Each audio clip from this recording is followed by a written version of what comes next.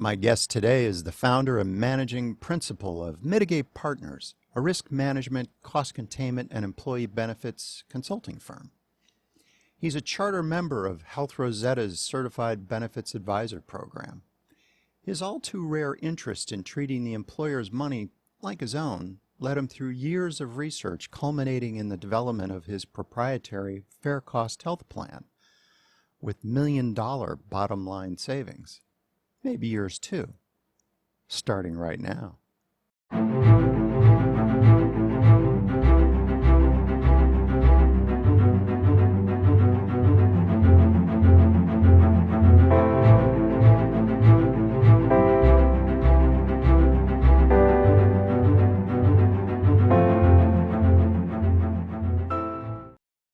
Welcome to the show, Carl Schuessler.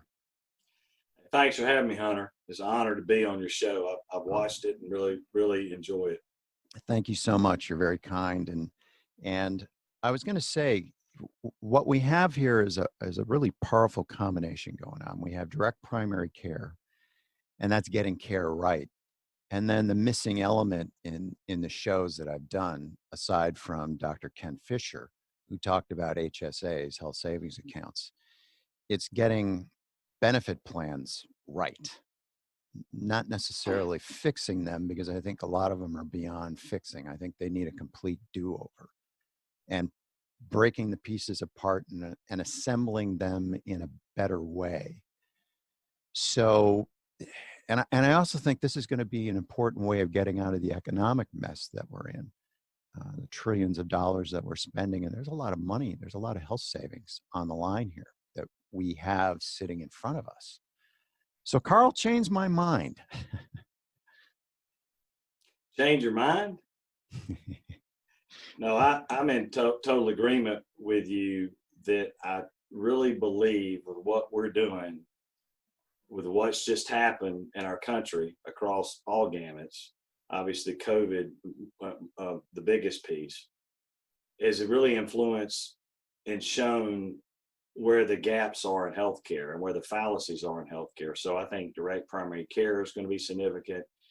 And I think too, Hunter, we struggled with employers where we'll show them saving millions of dollars and they don't pull the trigger and move forward with it. I think now we're getting close to that tipping point where their hands are going to be forced to cut costs any way they can. And with our model and what we've done with our Faircost Health Plan, we've improved financial outcomes for the member and the employer, while also improving clinical outcomes at the same time for the member. So I don't know if that answers your question. I won't argue with what you said. I think it was a loaded question. I think you're exactly correct. This is the time to address it, and it can be done. Yeah. I love that attitude, because I agree it can be done. Now, you mentioned Faircost Health Plan, and that was one of the things when I read about you, and I went, what on earth is this? So Carl, unpack that a little bit for me. And for the audience, why and how did this happen? Hunter, we were just, I think the frustrations I shared were also amongst many other benefit advisors across the country. But it was probably 7 years ago, and we started to look at the problems with the healthcare system. And we said there's 6 fundamental flaws in the healthcare system, and I'll call them out to you. Lack of, I call it the cartel, and that's the insurance companies, pharma, hospitals, sometimes, not often, because I have a special place in my heart for physicians, and then we are the last component. I was part of the cartel as a broker at that time in my career. I'm not a broker anymore, I'm an advisor. That's number 1, was the cartel. Number 2 was a lack of pricing transparency. Number 3 was medical billing errors. Number 4 was what we call the traditional PPO discount game. And number 5 was the pharmaceutical shell game. And lastly was the lack of information and data that an employer could gather. What we decided, Hunter, is that's kind of a negative message. So when we would go out, these are 6 flaws in the system. Well, that's great. We turned them into, and I've done a lot of talks across the country on this, these 6 opportunities in healthcare. And by doing that and unbundling that, we started to look at all the cost containment, risk mitigation, high performance healthcare solutions we could find across the world. And as we started vetting and understanding them, we started pulling pieces together and so forth. So as we looked at the system, we unbundled and deconstructed the whole system and rebuilt it brick by brick with these high performance healthcare solution partners. And our very bottom foundation is value-based direct primary care. So that's how it all kind of came about. The big challenge, Hunter, was this: we couldn't get it. And as you know, I'm pretty passionate, so I'll try to calm down. No, I love it. we couldn't find a BUCA, Blue Cross, United, Signet, and Humana, a cartel administrative service only self-funded model that could do this. It was passively managed. You couldn't control the cost. It was whatever solutions they had, which were usually to buoy their stock price. We were frustrated with that. Then we started talking to independent third-party administrators, Hunter, and we were equally as frustrated. So they were doing stuff and they'd say, Carl, this is what we had that they've done. I said, wait a minute, this is what we're looking for. And you'll like this. I know you like analogies. So I would call them, and I called, the CEO guidebook, Dave Chase's first book. They had asked to use some of our third-party administrative questions. And unfortunately, as you picked up, I'm kind of long-winded, so were the questions. So they couldn't fit in the book. And I said, y'all edit it. And they go, we don't have time. So it didn't get in the book. But I think I'm good at vetting TPAs, but I've made a lot of mistakes. So I think I'm not sure if I am, but we started looking, and here was what we do. We call up, say, Hunter, this is Carl Schuessler, heard about you through so-and-so. We've got a health plan called the Faircost Health Plan, and we're hosting a party. We're having a party, and we want to see if you can host it. And here's what we've got so far. We've locked down the catering. We've got the band. We've got the booze. We've got the valet parking. We're ready to go. The problem is we got nobody to host our party. Can you host it? And they would say, well, Carl, you can't serve Bud Lights. You have to serve Michelob Light. I'm like, no, I want to serve Bud Light.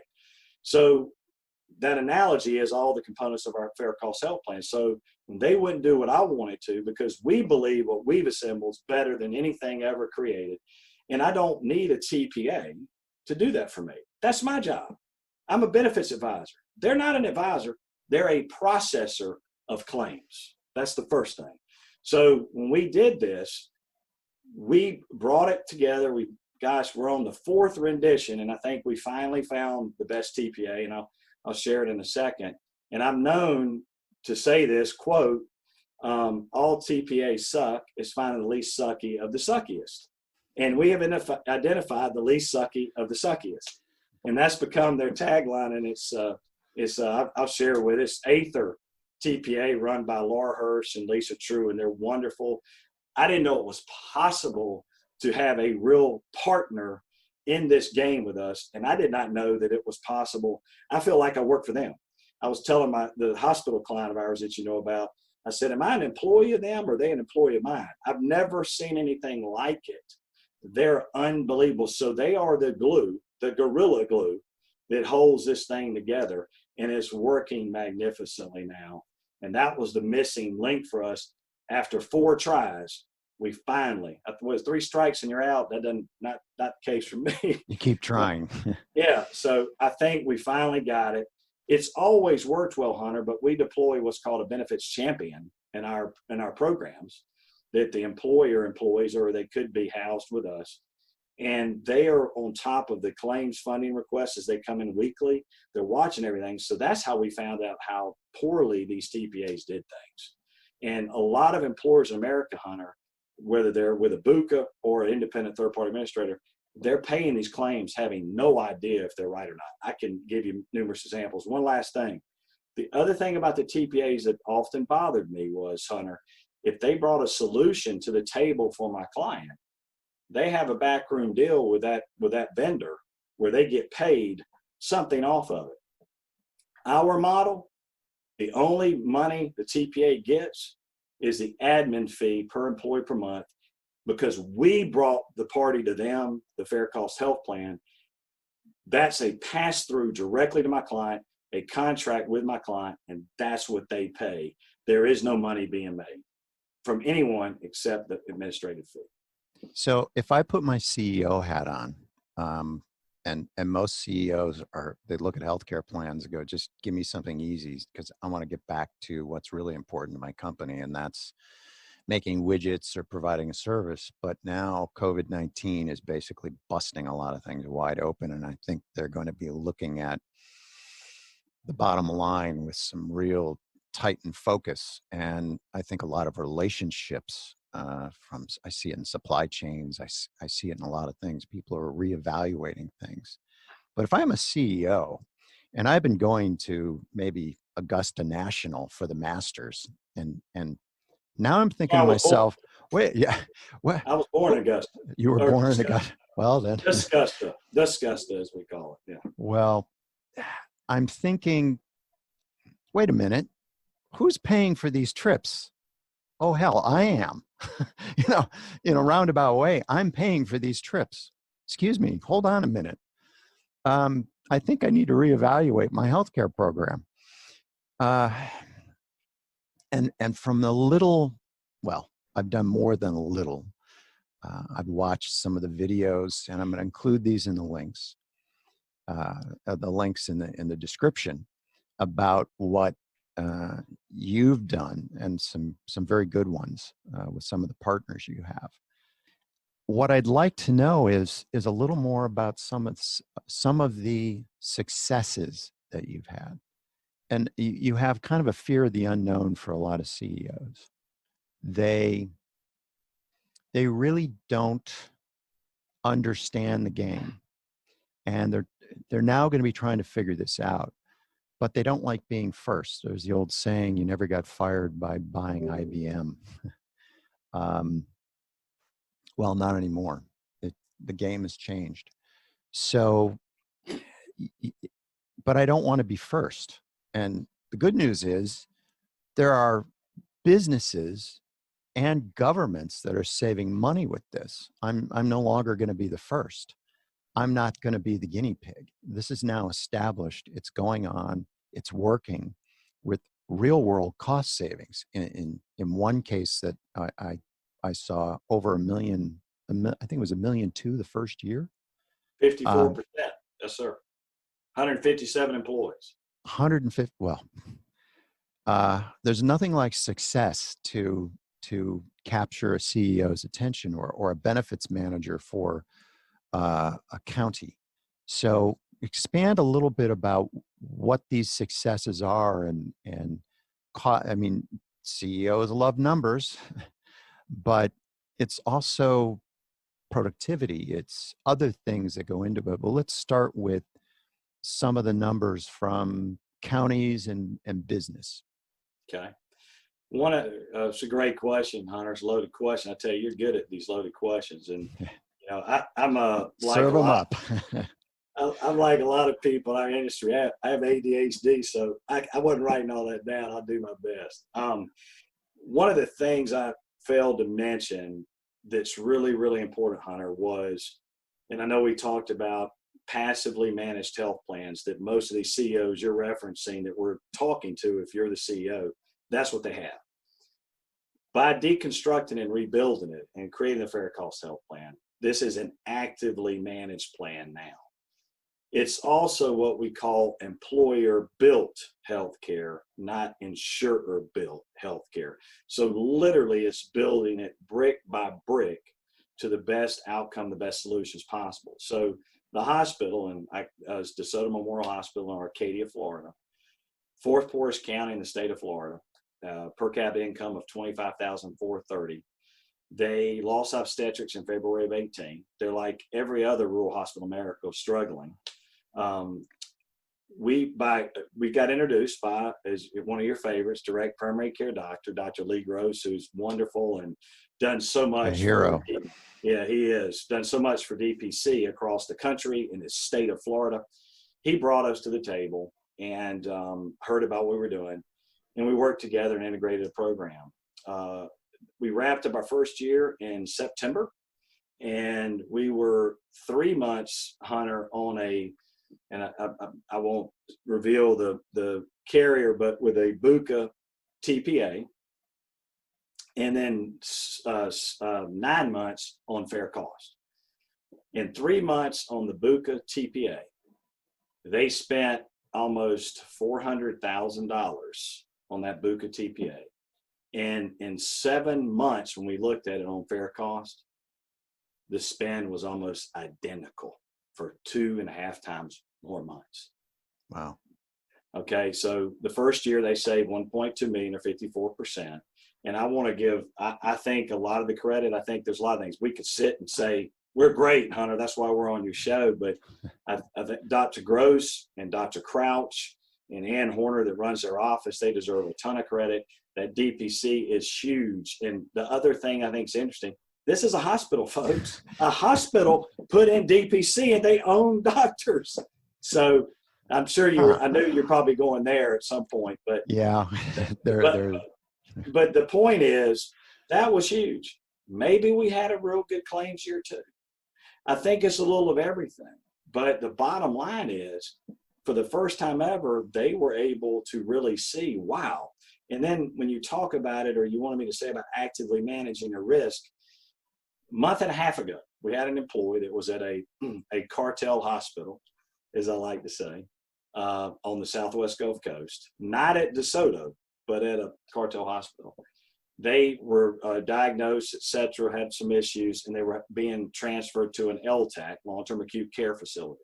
We have a national contract through Faircost Health Plan with Kindred Health, which is the biggest LTAC organization in the country. We tried to get Kindred involved to get them to one of their LTAC facilities. That LTAC facility was too far away for that wife to drive to visit her husband. We were able to work out a single case agreement with an LTAC not far away at a low, almost right around Medicare, which is unbelievable. And then when they stayed at the LTAC for a couple of days, they then were transferred to a rehab hospital.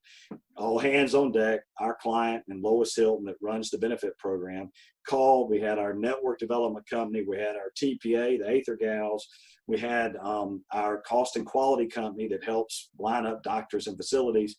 Everyone put their hands on deck. We got another single case agreement at 100% of Medicare. And that member was able to stay in their tier 1 benefits, and their tier 1 benefits have no deductible. It was unbelievable. And that's the active management. I can tell you about a $1.8 million premature baby. I can tell you all these stories of what we do. And that's what we're talking about, active management, having the team work together. And again, for once, now we've always been able to do this, but now with the added partner that I didn't know existed with the Aether Gals, that has really enhanced that. And the client, I mean, I get chill bumps talking about it. Just yesterday was like, Carl, this is unbelievable. The TPA we put them with the first time, again, Hunter, another mistake. Last year, this has been night and day. And night and day compared to the Buca too. See, with the Buca, they didn't know what was going on because there was no active management. When we do what we call utilization management, when you call up and Hunter's going, Carl, I'm having a knee replacement. I have to have it pre-certed. You go through the pre-cert. Well, that pre-cert is critical. It's the traffic cop in our Faircost plan. That pre-cert catches that before it becomes a claim. That is substantial. So then we can get all hands on deck and start working with that member and getting them to the right care at the right time, at the right price, and most importantly, the right quality. So I think I'm going off on tangents here, but that's what we can do. And that in itself is the separator. That in itself makes all the difference in the world when you can do that. And that member and everyone is so appreciative. And I mean, Hunter, seriously, I could take 3 hours. I have story after story after story. And the $1.8 million baby I could tell you about. But I do want to give you one utilization management story. We have a large school district in Central Florida, and it's been an interesting thing. I don't know what I'm allowed or not to say on this show, but the Buca involved there we had about 2 months ago, Hunter, a $3.2 million heart transplant claim. Now, Hunter, the first we heard of it was 2 months ago. You just don't go, hey, I'm getting heart transplant without having some advance notification. It settled and paid out around $2 million after the discount. And that's the first we heard of it. The stop loss is $1 million. So that district absorbed $1 million. On our platform, Hunter, if you were the one and you called or the provider called the pre-cert, we would have been all over it. And I bet you we could have gotten it done for $300,000. And that's what I'm talking about. I don't mean to get so passionate. That's what's missing. These CEOs, when they find out about a claim after it's happened, we deal with it before it ever becomes a claim. We're not perfect, but we get a lot of them. That's Yeah. you know, so do I need to go? That's a very good point, in that a lot of decision makers who are looking at healthcare now after COVID-19, because it's exposed so much. There are two things. I'm going to put my CEO hat on again. I hate it when you do that. That's okay. I hear one of the terms that I hear, and I've been hearing because I'm focused on this now, is self-funded. And I cringe from a marketing standpoint. I know the audience. Anytime any enterprise hears, wait a minute, self-funded? What? What do you mean self-funded? I mean, healthcare is really expensive. And that's the critical point I think needs to be made, is that healthcare is artificially expensive. I won't get into why. You've already kind of explained a little of that. But getting back to self-funded, and can you unpack that briefly and reassure me that I'm not looking at a black hole, because that's what I see. My perception is a black hole. I agree with you. Self-funded, partially self-funded, it's all this insurance jargon we run around and toss around. And I want to make sure I'm clear. Are you asking me to say, Hunter, this is, Mr. CEO, this is why you should consider this? Or are you asking me to elaborate more? I just want to make sure I answer it correctly. Well, put it another way, and forgive me, that's, me trying to connect dots. No, I'm hearing self-funded. In my mind, I'm seeing a black financial hole that I don't need right now, because I'm already staring at one, and that is the recovery. And what are we doing in the future? So what does self-funded mean? I mean, how do I eliminate the black hole? How's that? Okay. Where I'm comfortable to maybe make that leap. Is that what you're asking? Yeah. Okay. I want you to get me to yes. Gotcha. I'll do this. Hey, now you put me on the spot. I hadn't practiced in a while. I'll do my best. I would say to you, because you're fully insured right now, right? You're buying your insurance from an insurance. Easy. It's easy. Yeah. It's easy. But what you got, Hunter, is the insurance company is kind of doing the self-funded for you. It's bundled, it's put together. In that, behind the scenes, they have a stop loss policy they themselves buy on your group, depending on how big it is. It's what we call a pooling point. So they're on the hook only this much money, and then they are using reinsurance companies to back them up if the claims go over it. So a lot of CEOs don't know that. So they're already kind of doing it, but the difference is they know that they only owe, the cartel insurance carrier X amount of money per month. And they know, and it's budgetable, and that's the black hole you're asking, what does that turn into? So when you go self-funded, you unbundle those pieces. And so you have what we call your fixed cost that you're going to get billed for every month. That's your stop loss premiums. That's your TPA administrative fees. That's some of your Faircost Health Plan solutions that are in their fees. And then, the benefit advisor has to get paid sometime. So our fees are in that component too. So that's every month, what that's going to be, Hunter. But what you don't know is, what are the claims going to be? And the claims come in weekly, and what we call a claims funding request. The difference is, on our model, we're going to help you fund to the worst case scenario and show it to you. But on our model, what we did, and this is a perfect example, back to the hospital, when we put the Faircost plan together and went to our stop loss partners, they saved the client from a BUCA TPA 58% or $150,000 on their stop loss premiums because of what they think of our Faircost Health Plan. That's what so we lowered their fixed cost, Hunter, reducing their risk. And then all the programs we have in the Faircost Health Plan reduce their risk of ever hitting what that specific individual stop loss level. Now, we have had it happen. I didn't think it could happen, but it did.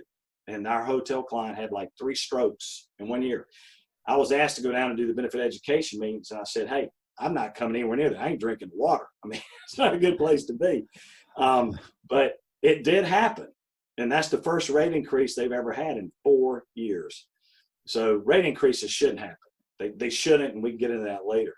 But in that example, we protect the client, you, Mr. CEO Hunter, from those bad risks happening. A perfect example, the heart transplant.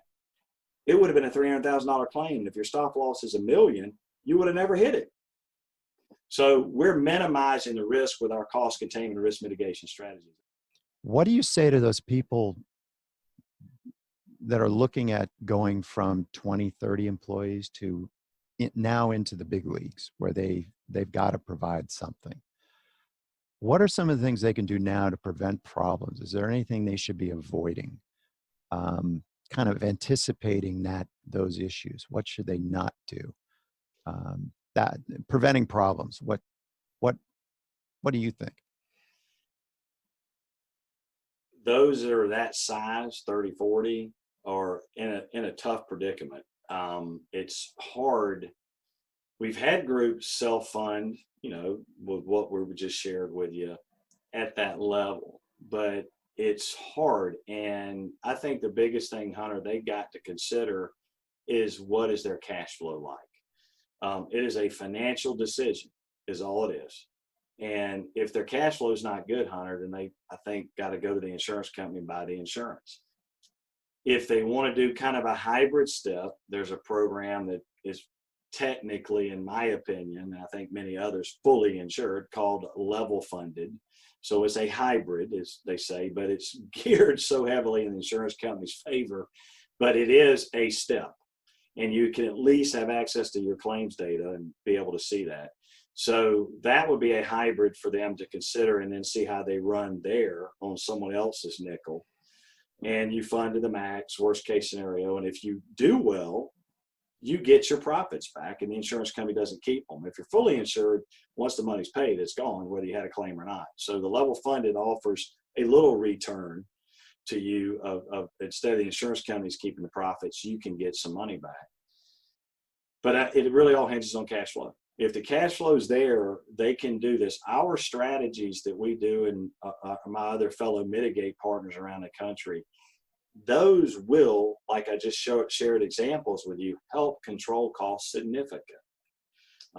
So when you have that catastrophic claim or that cancer, things that can't be helped because you had an Ironman triathlete that got cancer. Obviously, they're in good shape. They got cancer. It happens.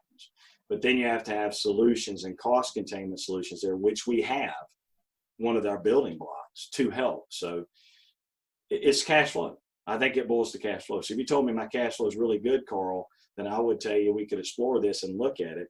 Or maybe we do a crawl, walk, run approach. But if I'm a 40 employee business and I'm going to be 90, in 2 months, I'm in a whole new world, aren't I? Yes. And you could let that risk be run or put it on someone else's shoulders before you take that leap to self-fund. So you might see what your claims do before you jump. I need to know my options. Yeah. Hunter, let's say this. I mean, you get a hemophiliac, it's $1 million a year in drugs, period. And we've got some solutions that require some travel and things, but that's what you've got to see. And if they don't know the risk of their group, they might want to do something in between. And then we can get a better idea of the risk we're doing. Like with the hotel, the Gasparilla Inn, when we met them, we got hired Good Friday of 2015. And we looked, and I talked to one of my Mitigate partners, Barry Murphy, and I talked to him. I said, gosh, we need to go do this self-funded now. And I mean, it will work. And he goes, you got the increase down to 2%. And then we kept talking, and that was, Hunter, when the Affordable Care Act was going to require them to have their seasonals come back on and be immediately eligible. So we put that risk on the BUCA the first year to see what the risk looked like in those people. We still ended up, for the fourth year in a row, they had a 65% loss ratio. So BUCA was making a lot of money, and they were popping their premiums each year 15%. So we were able to see that, and then we flipped the switch to Faircost in July 1st of 16. And then July of 17 made even further improvements as we improve it all the time, as it's evolving at all times. It's never going to be perfect, but we're striving for perfection. If we settle on excellence, we're okay. But yeah, thank you for that. I have another, it just popped into my head. Is there a big difference between, I know you've helped out on local governments, counties.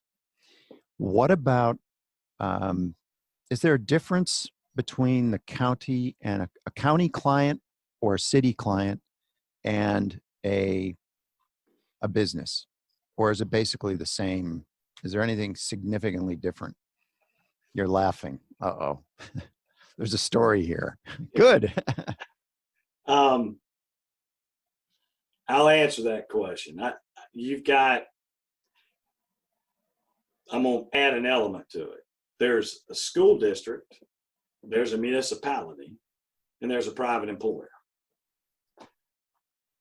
Of all three of those, the school district is it's an opportunity to change the future of our youth in this country, to make a huge difference, to increase teacher salaries, to do all kinds of things, put more security at the schools. The opportunities are endless, but it's a lot of work in that environment due to the bureaucracy that they operate in.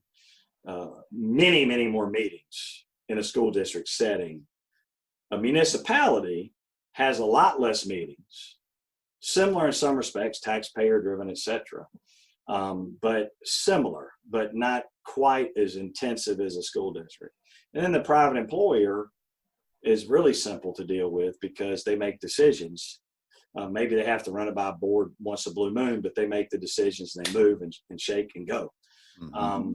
That would be the biggest. I don't know if I'm answering your question fully, but it's so rewarding to me with a private employer because you've improved. Now that employee might be able to save for retirement.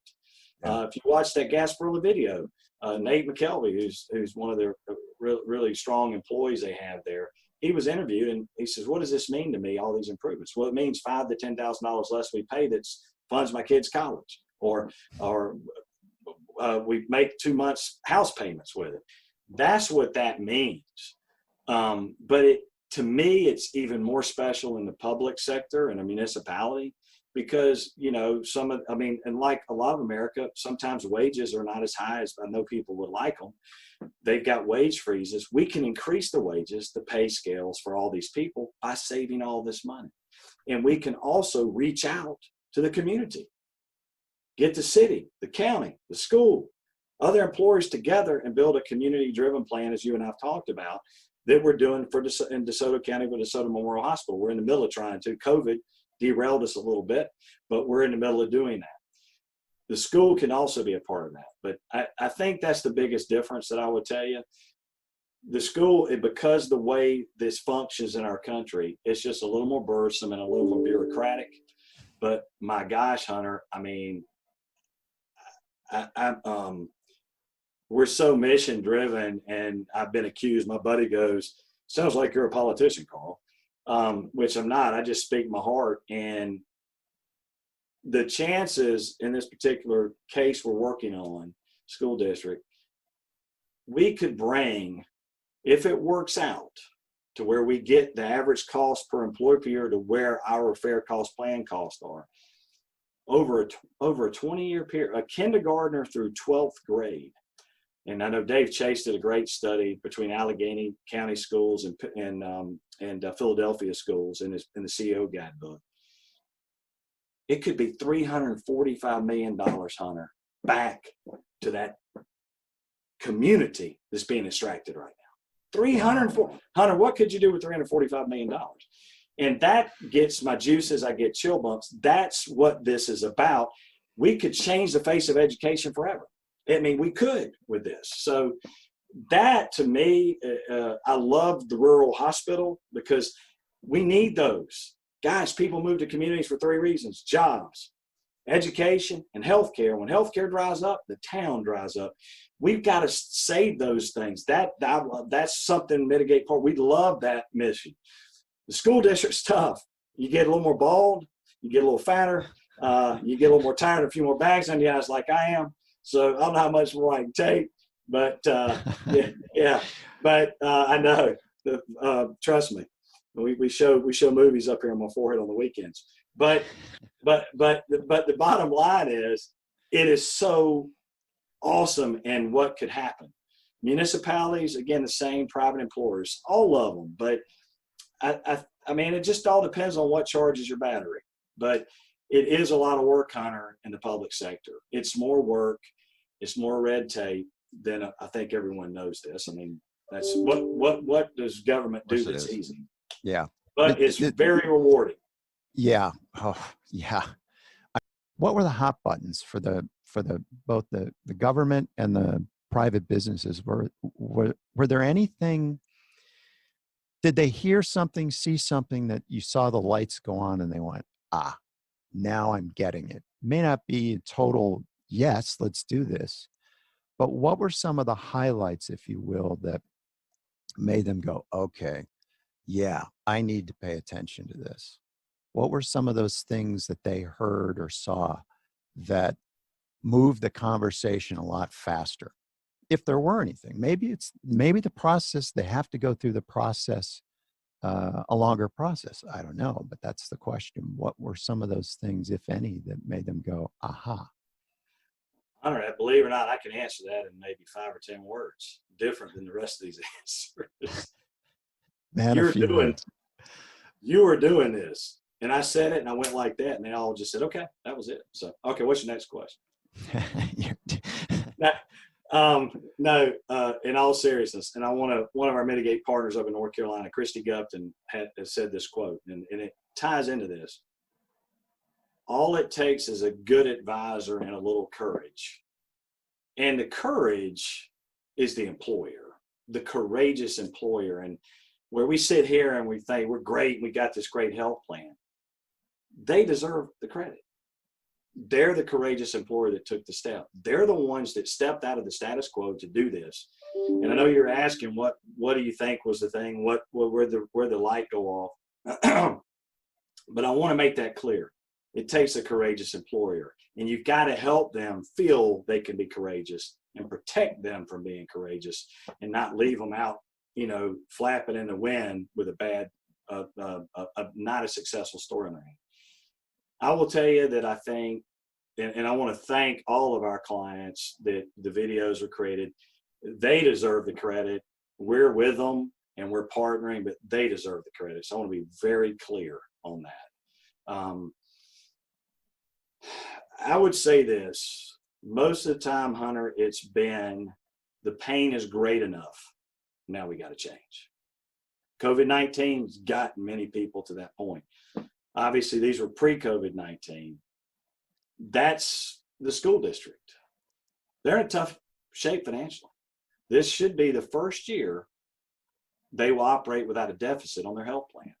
Now, we haven't done everything we want to do yet. We hadn't Faircost did it and everything else yet, but we've done a few things with some solutions you know about. Green Imaging, tremendous partner, Dr. Kristen Dickerson in Houston, we're projected to save $1.3 million on imaging costs, that's a lot of increased teacher salaries. They're 67th in most categories in the state of Florida. Wow. The pain is there. We got to change. We can't keep going. You have to educate the client, because if the pain's not great enough, Hunter, before COVID-19, people were blowing and going, fat, dumb, and happy. And hey, Carl, I believe we could save, and you're talking about increasing my EBITDA by 2 times by saving this money. We operate on a 5% profit margin, and this goes right to our bottom line. Financially, this is great, but hey, Hunter and all my key employees are happy. We don't want to do that right now. They're changing their tune right now. So Yeah. I don't think there's ever been a greater time to be a benefits advisor. I agree. Dave Chase wrote a great article years ago. I think the benefit advisor is one of the most critical jobs in America right now to help fix this healthcare system. And it's upon us. And one of the things that I say that Mitigate Partners, and I don't know it verbatim, I'll read it to you. Mitigate Partners are committed to pushing our clients out of their comfort zone to bring different solutions, to deliver different results, and not to accept the status quo, even if it's what that client knowingly or unknowingly is asking for. We relentlessly pursue, both personally and professionally, opportunities to share, collaborate, learn, and how to constantly improve the situation of our clients and their employees. And that's what we do. And we advise different, Hunter. A lot of people will tell you, I've had numerous people say, Carl, this Faircost Health Plan is unbelievable. Why don't you just put one solution a year in for your client and you can keep them forever? And I'm going, well, let me ask you something, Hunter. If you knew you could save $5 million today versus $1 million, wouldn't you want to know about that? And the fear is we're going to lose the sale because we might confuse them. But you got to show people what the promised land looks like. And if they don't want to go there, you can walk them back. But I want to know if I can save $5 million, don't you? And I don't know who made the benefits advisor guide to decide to make those decisions, but that's what an advisor is supposed to do. That's the difference between an advisor and a broker. With brokers, you're pushing a rope. With advisors, I tell everyone, if anybody's seen the Great Outdoors movie with John Candy, God bless his soul, and Dan Aykroyd, if you remember when he was on that boat, Dan Aykroyd, I think his name was it Raymond in there? He got that fancy jet boat, and John Candy was behind it, and it looked like he knew what he was doing, and he all of a sudden barefoot skiing, going over ramps and all over. So when I tell you, when you work with a Mitigate partner, you better grab on for dear life, because we're going to jerk you all over the lake versus you pushing the rope to get the boat moving, and that's the difference. So Mitigate Partners, you're the founder of it. I'm a co-founder. with Barry Murphy and also Barry Broom. And you also, I'm going to have a link to it, obviously, but you have, and I may put it up on the screen. There's a map of where you all are. Yes. You've grown this over the years. When did you start that? Really, it probably got active a year and a half ago, I would say. And really what it is, just to be clear, these are all independent business owners, these benefit advisors. We don't own anybody, but we come together to share and collaborate. Like the Health Rosetta is, it's just a more formalized group of some people that have met, gotten along, and are just helping each other, just like the Health Rosetta does. And they're given access to some of our intellectual property and the Faircost Health Plan. And so it's a pretty loose license agreement, if you will. But it's about a year and a half, and we just added somebody on the Panhandle. So we got about 20 offices. And most of these people, if we're not all working together, they're doing whatever they do and having successes on their own. And I wanted to help mentor people to give back because Barry Murphy, who started this with me, was my mentor out of college. And as he says now, and Barry's right at about 70, he said, now Carl's mentoring me. The child becomes the parent. But as we went down this journey, Hunter, there's a real simple statement, and I didn't say it at our first annual Mitigate Partner Summit back on June 9th at the Gasparilla Inn. Smart people learn from their mistakes. Wise people learn from mistakes of others. People need to be wise. Don't go out and do what we did for 7 years. Take it and use it and make it better, but learn. And that's what this is about. It's about helping each other. And the other part is, we've been very blessed and asked to speak a lot. And we don't have a PR firm. We don't advertise. We've just been very blessed. And I don't know why these people keep asking. It's like this podcast. You're like, man, I made a big mistake bringing this blowhole on the podcast. But not at all. But these there's opportunities that have come up. We spoke at the Ortho Forum we had 15 or so orthopedic practices that want to talk to us. We were talking to them about our talk. It was twofold: how to direct contract, and then how to make your own benefit plan better. So it was twofold. And there are opportunities in these markets. So the local management part of Mitigate Partners. So Hunter Schultz is in Panama, and there's a prospect in Panama. Hunter will be the local management because he's the local boots on the ground, and we'll co-advise, work together, and help. So that's really it was a give back and to mentor and help people, because we could do a lot of these cases ourselves, Hunter, but I don't want to do that. I want to help grow it, replicate, and get people unclip their wings where they can fly off and do it all themselves, because that's what I think this is about. That's how we're going to change healthcare. If we try to hoard it and keep it all to ourselves, we can't do anything. So I think it's a collaborative effort. And Dave Chase, the Health Rosetta, gets a ton of credit for the things they've done and kind of create this open venue. And again, in an industry that was competitive as heck, never was collaborative. I think one of the most important aspects of what we've talked about today is, again, the fact that this is being done. One of my favorite sayings, my dad used it in his talks, and that was, "Man who say it cannot be done should not interrupt man doing it." And he attributed that to Confucius.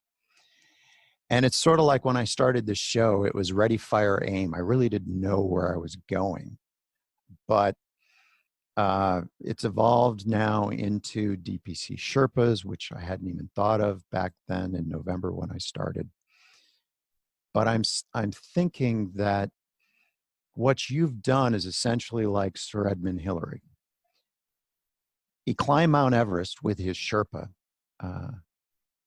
and made it to the top. And all the climbers, everyone in the world went, "Wow, that's amazing."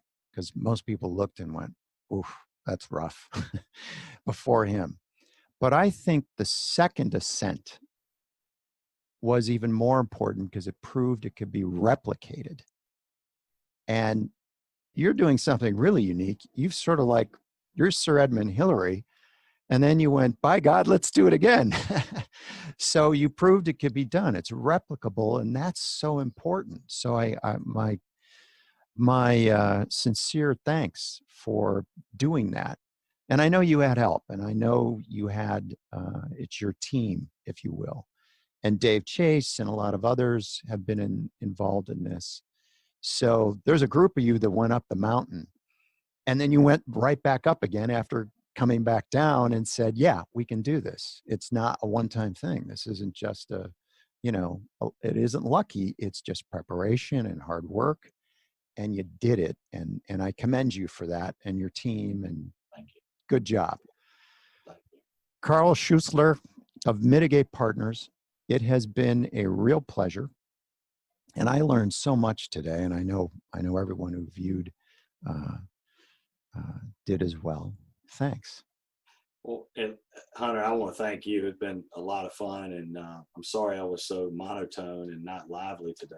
I didn't have any coffee, and I don't drink coffee, by the way. But I do want to thank all the Faircost Health Plan partners that have really been unbelievable. And when we had our summit last 2 weeks ago, I had to turn away a lot of people that wanted to come. It was like 30 of them that wanted to come, and we had 9 because of COVID. I said, "Look, we're only going to have 9 mitigators there. I don't want you to waste your time and travel and potentially get sick." And it means a lot. They've been there, and I would, for lack of a better term, I'd go to the cross for them, and I think they do that for me. We're partners.